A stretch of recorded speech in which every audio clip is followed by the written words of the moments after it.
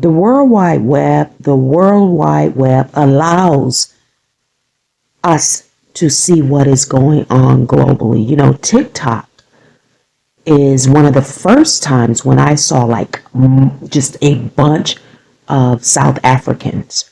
And from my perspective, via social media, they just showed up and injected themselves in Black American conversations that really was not directed towards them, right? And they are a group of people online that are belligerent. They are quick to call people stupid, dumb, uneducated, just very vocal. And I'm kind of not surprised that they are physically, as citizens, dealing with racially Black people that have entered their country unauthorized, or that they perceive as being unlawfully in their country, right? They are upset with these people. They don't want these racially Black people from various African countries in South Africa. We're talking about South Africa. It's a really different atmosphere, what we are seeing. And if you are ethnically Black American, you need to not be traveling to South Africa just for fun. And if you go there, know the do's and don'ts. You certainly don't want to become ill and make a mistake and go into one of their state-funded hospitals. They are literally, right, policing the hospitals and telling doctors to, get ready to discharge people as soon as possible. It's something else.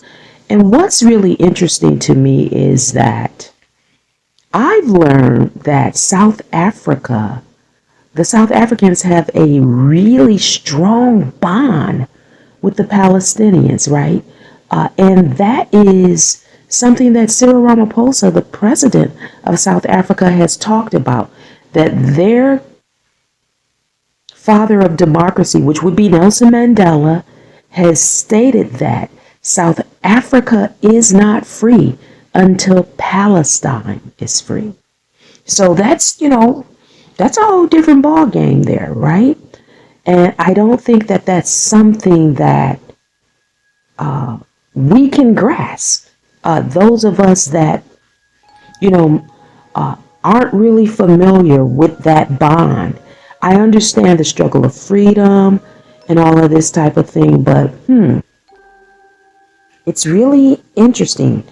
Also, they have a really close tie to Iran, South Africa and Iran. So what I am saying is they have something going on within their nation, an attachment to foreign nations.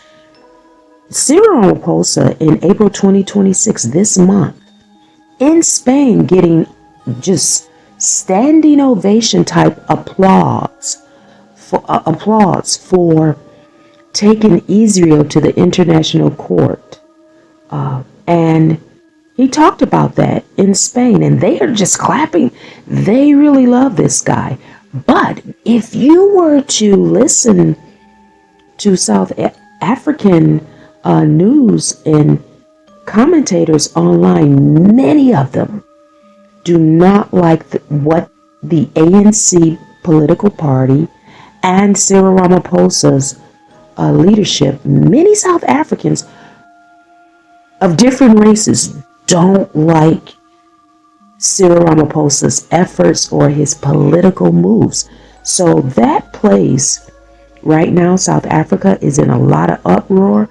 And I don't think visiting is a good idea. If you are an ethnically Black American trying to go back to Africa and be a Pan-African, it's not really what's going on over there right now. And I don't think Africa has ever been Pan-African, right? I don't.